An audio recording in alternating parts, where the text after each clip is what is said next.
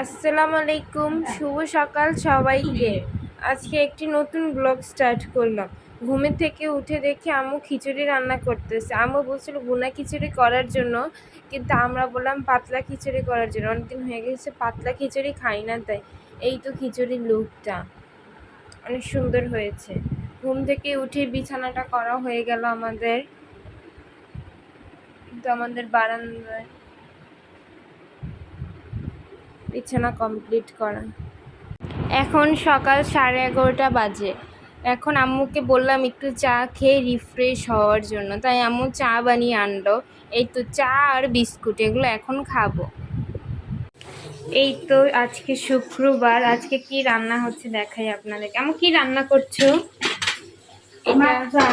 মাছ fry করা হয়েছে।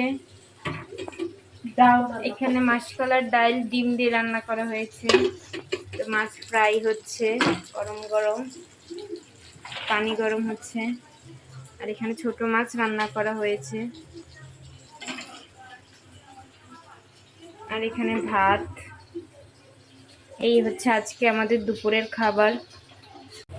আজকে সন্ধ্যায় খাবার জন্য ফ্রেঞ্চ ফ্রাই বানাচ্ছি। তো আলুগুলোকে কেটে কেটে এতে লবণ মরিচ হলুদ দিলাম, আর এখানে কিছু ফ্রেঞ্চ ফ্রাই ভাজতেছি। এটাই আজকে আমাদের সন্ধ্যার খাবার।